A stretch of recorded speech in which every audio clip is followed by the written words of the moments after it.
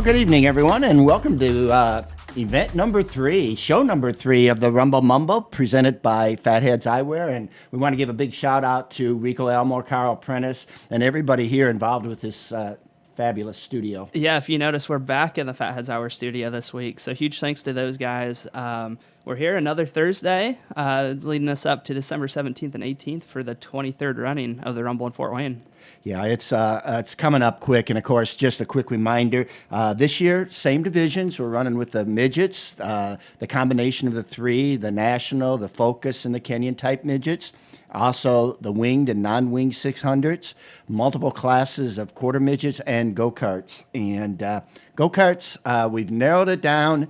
And the problem has been with the go-karts, Kyle, is, as you know, you come with some karting background, is just every year the engine package changes, and it's been difficult. And we're just not going to have enough room or time to run every class that wants to run. So we're going to get that announcement out here, hopefully this weekend. And there's going to be some disappointment. Yeah, but like you said, after 2 years of being absent inside the Rumble, inside the Coliseum, you know, I know people are itching to get back there anyway. So make your plans early. We have 2 hotels back with us with the racers rate. The Sonesta Select, which was formerly the Hyatt Place, that's $75 a night. And I believe that includes breakfast as well. Right. And also the Holiday Inn, which is right across the street for $95 a night. Right. So it's 2 different packages. If you want the swimming pool and the party, the Holiday Inn, and right across the street.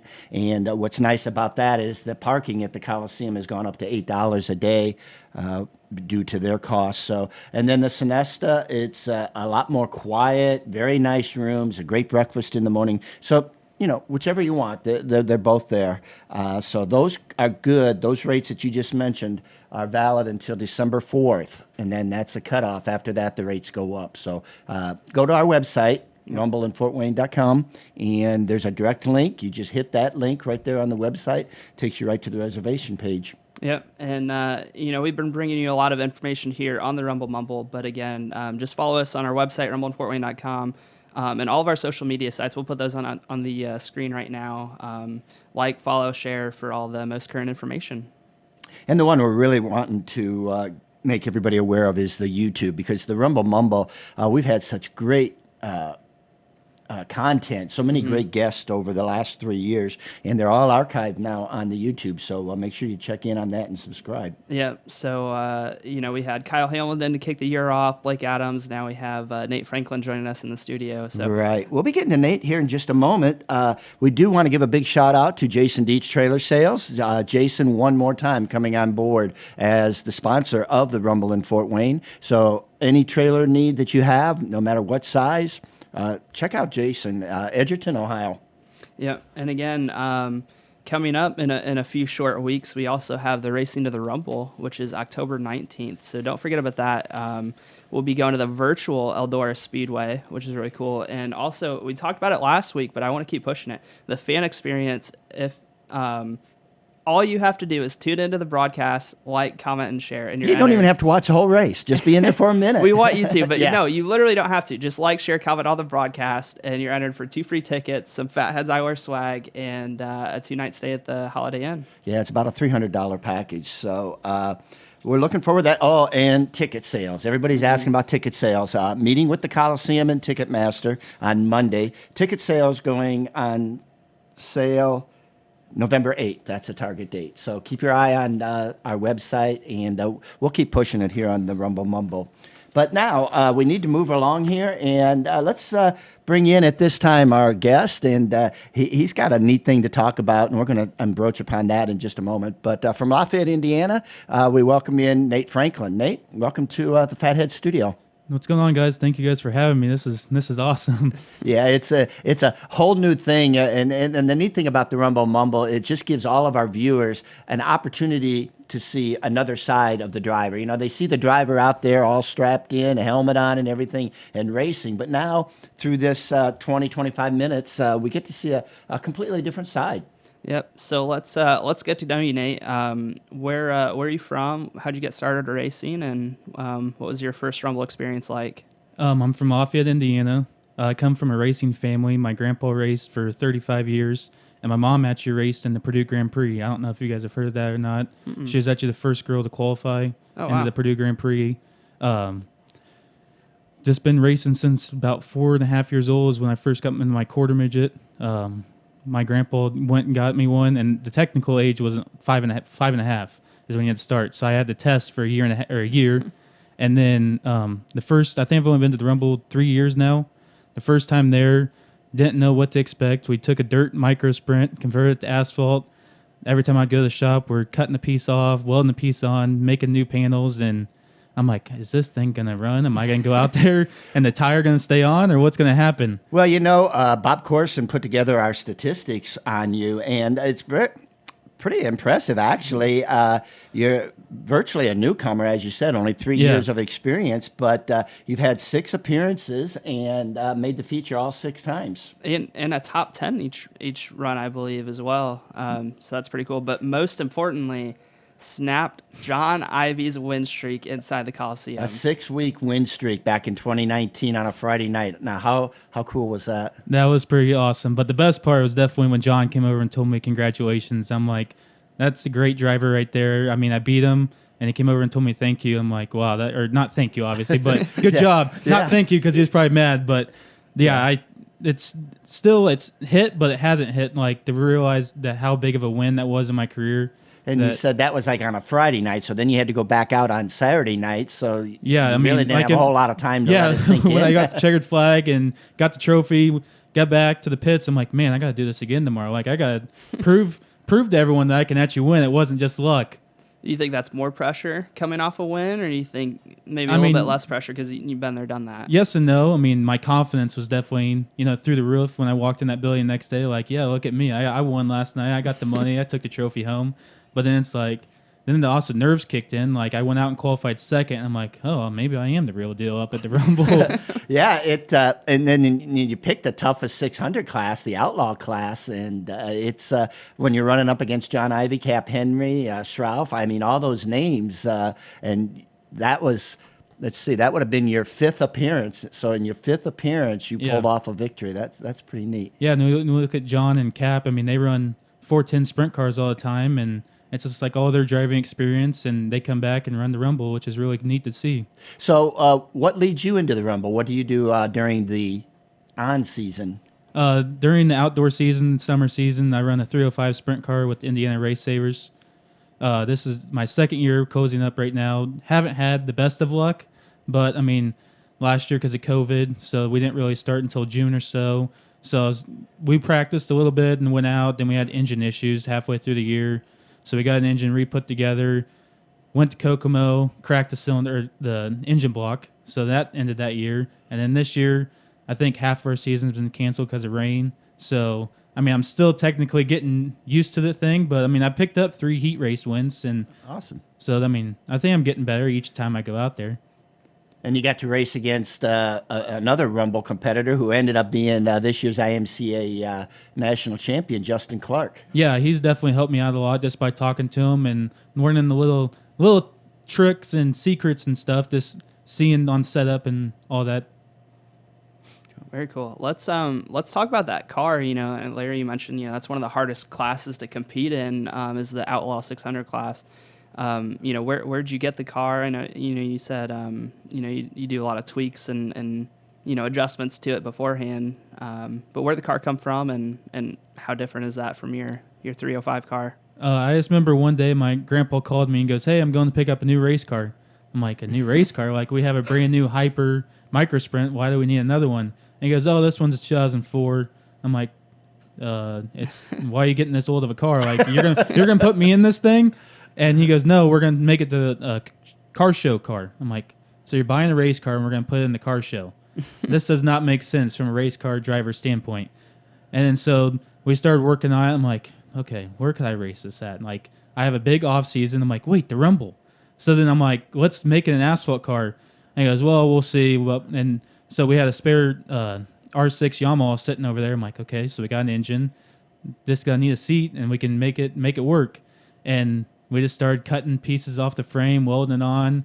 We'd make it out of PVC pipe or all of our bumpers, and then take them to the guy who does our welding, and he would weld up the bumpers, put them on. I'm like, okay, so when I go out for practice, I still remember practice going out the first time. I'm like, all right, let's take it nice and easy.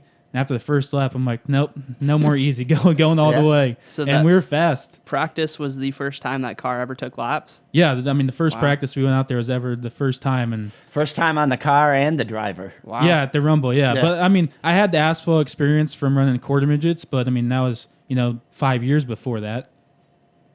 So on the car that you compete so successfully with those great statistics, tell us a little bit about the crew. Crew's mostly family. My grandpa, my grandma, as we joke, that she's the assistant crew chief. Okay. So it's a family joke that every single time this year, like when the cars, had a malfunction or a part failure, we're like, oh, it's assistant crew chief's fault. But I know she'll like that when I mention it. But no, my grandpa's the crew chief, and then my mom and dad, and then my girlfriend Cassie, Jim, Kevin. There's so many people. I mean, the list goes on and on, from family members to just, I mean, so many friends and family support me, and like behind the scenes where they're maybe not even on the car, but I'll get a text from them saying good luck or good job last night. I noticed when Kyle put up earlier this week that you were going to be our guest, then you shared it, and the number of people that were wishing you good wishes and everything. I thought that was awesome. I mean, so many family members and friends are like, man, you are professional. Like, you're getting on a TV show. And I'm like, I mean, I did win the Rumble. I mean, you got to give me some credit. There you go. So, again, here we are. We're inside the Fatheadz Eyewear Studio in Indianapolis, and this is Rumble Mumble.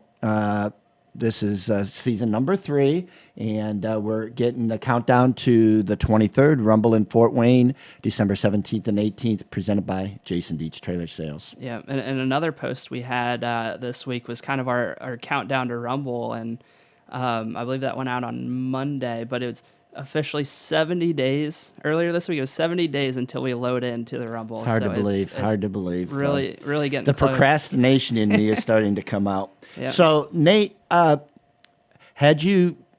obviously you had some awareness of the Rumble and everything, and tell us, you kind of talked about the new car, the new driver and everything. So you were coming in, and this kind of leads us up to something we touched with some of the other 600 drivers. There are so many micro sprints in the state of Indiana, and yet so many of them are leery about coming indoors. What advice might you have to people? I mean, is it as bad as what they think it is? I mean, it's good the Rumble, you can run the dirt tires, because I feel like if people see it with the asphalt tires, then they're like, oh, that's too much money. But we compared it when we had our hyper micro sprints. Like, okay, did we run the Rumble where it's 2 hours away from Lafayette, or do we go to Tulsa, Oklahoma? And it's $500 to win at the Rumble. And I mean, I don't know the total amount at Tulsa, but there's more cars, and you have a better chance of making the race up at the Rumble, and especially in the non-wing division, because those are pretty much dirt cars running just on the asphalt. Mm-hmm.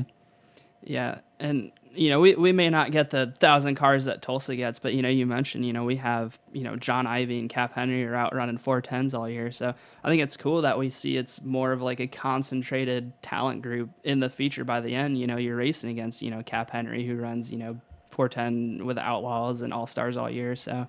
Yeah, and everyone in the micro sprint division has a chance to win. Like, there's not, everyone's equally competitive out there. And the big thing in the race is you just got to have your patience, like not to be getting the wreck on the first lap.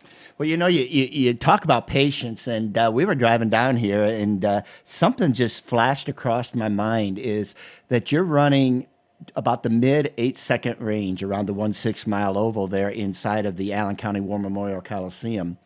If that race, 25-lap A-main, were to go green to checkered, your race would be over in less than 4 minutes. So how much patience can you actually have in 4 minutes? Well, I mean, it's funny because I think I took the lead with like 2 or 3 laps to go, and we had a caution.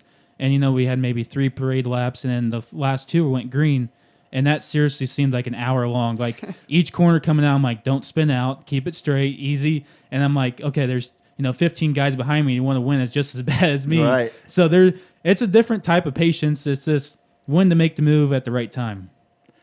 So with 3 laps to go, I guess in your favor would be that there were no lapped cars in front of you. So now, yes, you're right. You're out in front. So do I go in a little bit high, and or are they going to go under me? Do I go high to block them?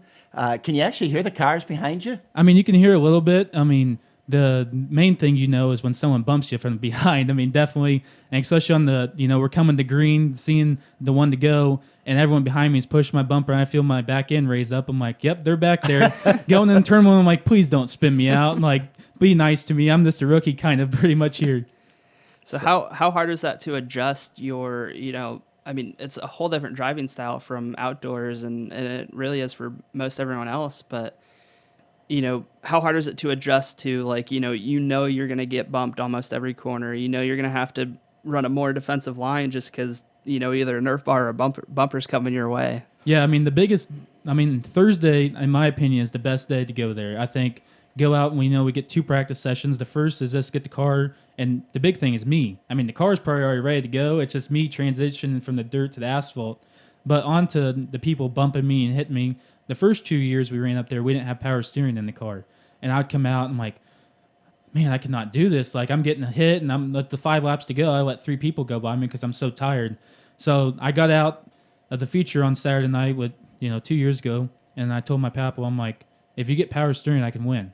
So that following year on that Friday, I win. We're walking back to the scales. I'm like, I told you I'd win if I got power steering. So it's pretty much a joke between us now. So,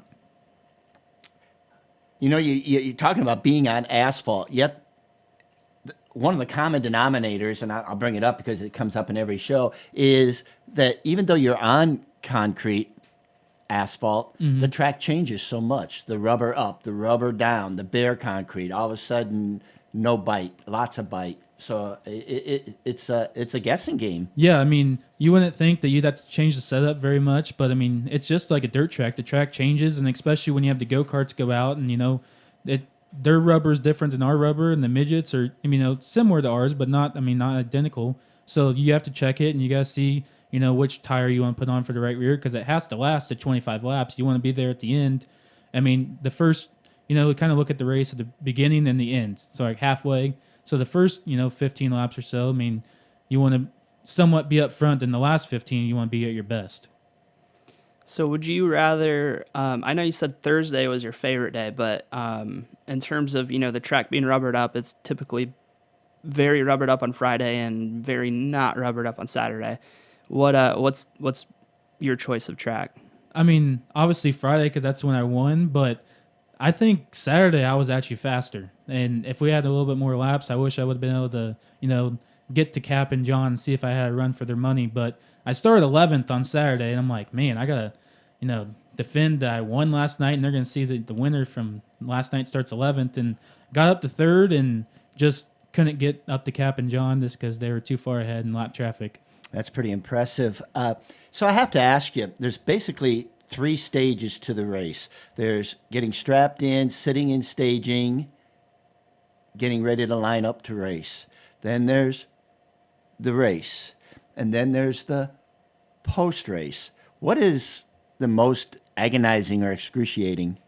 I mean, strapping into the car, you're like pumped up, ready to go. And then when you're sitting, getting ready to go on the track, and you see all the fans in the stands, and, you're going through the midget section where, there's guys like Dave Darwin and Tony Stewart and Rico, and you're like, man, these guys are at the same place I am. Like, hopefully they're watching me. Yeah. And then you get out onto the track, and then you were getting ready to go green, and it just like your mind clears, and it's just like it's like the best feeling in the world is when you see the green flag go, and then after the race, then you look back and you're like, I could have wished I did this or did this, and it's just, you got to move on to the next race.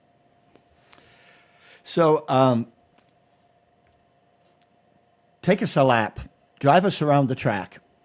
I haven't been there in 2 years, so that's kind of hard. But, I mean, so, go out into the track, and normally what I do when, is go around and look at the tires. The big thing is because if someone hits it, then it messes your whole lineup. You're talking about the dreaded tractor tires. Yeah, the ones that you don't want to hit, and I hit my first time being there, and I've been a front axle. So I've learned my experience there, but I don't know. I mean, it's just different, qualifying. You go out there and you want to run hard as you can and lift at the last second and, hit your brakes and you're back on the gas. And driving during the race, it's different. It's not, necessarily the fastest lap, but it's the smoothest lap where when you come out of the corner, you want to be close as you can to the tire so no one can pass you on the inside, because really on the asphalt, it's kind of hard to make the move on the outside. So you're looking at the bottom and then, come out, not all the way to the wall. I've learned that if you go clear out to the wall, then that gives so much room for a guy to get underneath you going into the corner. So maybe I just gave away my secret of winning the Rumble. Hopefully no one takes that from me. But I don't know. I mean, the first time I was there, I was driving it like a dirt car. If you look at videos of me, driving it, almost kind of getting it sideways in the corner because I'm driving too hard into the corner. It's just that on the gas, off the gas, you got to be easy with it. And I think that's what I've picked up on this my few years of running at the Rumble. So for any of the new 600 drivers, or really any drivers coming into the Rumble, what would be your best piece of advice to them? I mean, patience. Don't take someone out on the first lap. I've watched so many races of guys, starting sixth and trying to, make a pass for third on the first lap. And they give us 25 for a reason. Yeah, I get it. You want to be aggressive at the beginning, but you just got to be there. I mean, there's so many wrecks. I mean, I probably would never won if the first and second guy would never wrecked. I wasn't going to pass them. I mean, it's just too hard to pass in the Rumble. They took each other out, and I went around. I'm like, well, It can't be too hard to pass if he went from 11th to 3rd. yeah, well, I definitely had confidence on Saturday, so There you go. just had to move him out of the way. Kyle, I think this might be where we need to explain. I probably everybody watching the Rumble Mumble knows, but we're talking about a track that is built on the same floor that they sell Vera Bradley purses. So it's literally a once-a-year racetrack where we walk into I forget the square footage, but it's huge. It's just a bare shell of a building. They bring in portable grandstands. We bring in the concrete barriers for the outside and lay down the Coke syrup for the track and put down the tractor tires. And so we literally build a racetrack once a year, and it measures out to about 1/6 of a mile. And like we said, the guys are turning it in 8 seconds. Yeah, and it's so cool to see the track literally be built inside this huge building, the week or two leading up to it. So we might have to do a time lapse or some cool video work kind of showing how that comes together this year. Yeah, that would be awesome. So you're a student at IUPUI. You studying anything race-related or what? Motorsports engineering. Oh, so, awesome. Yeah, racing. It's in the blood. Yeah, it is definitely in the blood. So what does the future hold here for Nate Franklin? Well, I mean, obviously the dream and the goal would be to land a 410 sprint car ride, but obviously that's a slim chance. I got to prove myself. I mean, I still got a couple more years, so hopefully I can prove myself while I'm young. But if not, then maybe work on an IndyCar team, be an engineer or something like that.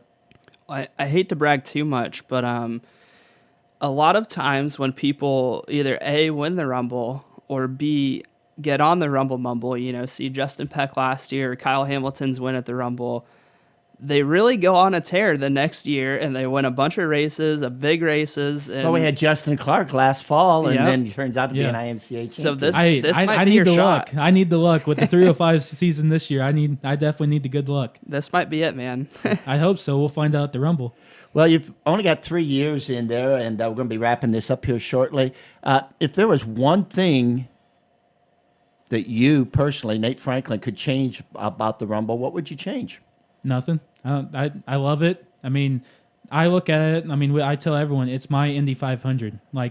I look up to. I mean, we used to decorate my grandparents' house. Christmas all of a sudden, and had a 9-foot Christmas tree, and I'm like, we got to race the next day. We're not doing this anymore. So we give her the little Christmas tree, and Christmas Day after we open presents, we're out working on the race car, ready to go racing. Well, this year it's the week before Christmas, just the way the calendar falls. So December 17th and 18th, the 23rd Rumble in Fort Wayne. And again, our special guest today, Nate Franklin from Lafayette, Indiana, who snapped John Ivey's 6-race win streak. Mm-hmm. And Nate, it was great having you on here tonight. And we look forward to seeing the number 87 again this season up at Fort Wayne. Yeah, thank you guys for having me. This was definitely an honor, and can't wait to go back to the Rumble.